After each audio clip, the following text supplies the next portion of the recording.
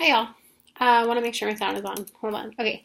Um, this is such an interesting question, and it's almost one that I find a little bit, I guess, daunting is the best word because when I think about making art and I think about my work, I think about sort of a natural process, and it's kind of like if you were to say to a painter, how do you decide what you're going to paint? And I think about taking inspiration. And I kind of one of my favorite things about being an artist and being a person who gets to create is that all the time you are learning and you are embracing and you are studying, and it doesn't matter what you're doing because any of that can be reflected in your work.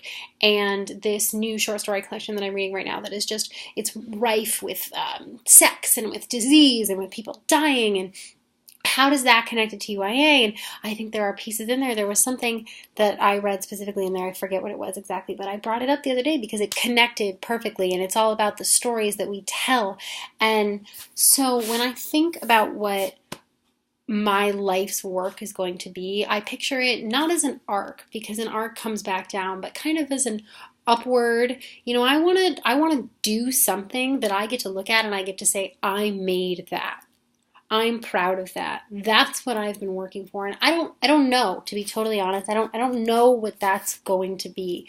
But I thought it was remarkable to spread the three of Susan Zader's scripts out and just see how over the course of 30 years, I mean, I brought it up briefly in class. I loved voice, and that voice came into his own, and that maybe when she was writing Step on a Crack, she thought, how can I connect this? And that was years before. I mean, that was, if I'm remembering correctly, in between Edge of Peace, I apologize, that was in between Mother Hicks and Taste of Sunrise, if not before all of them. So why bring back something that you've used so much earlier?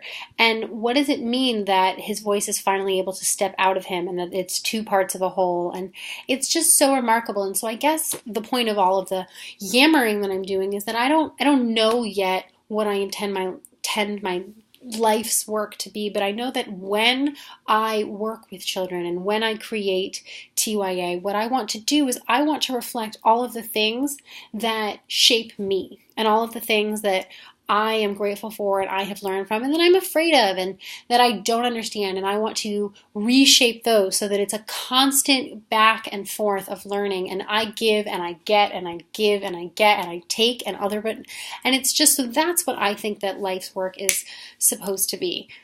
I'm just double checking.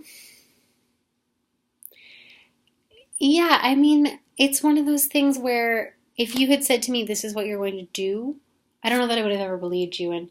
And now this is all that I want to do. And so I think that I don't have a specific piece that I want to establish my life's work on, but I know that when I think about the indelible mark that I'd like to leave, it's the memories that I have of summer camp and the memories that I have of being in the library and of feeling good after shows. And it's that I want to do work that leaves other people with the memories that stay with them forever.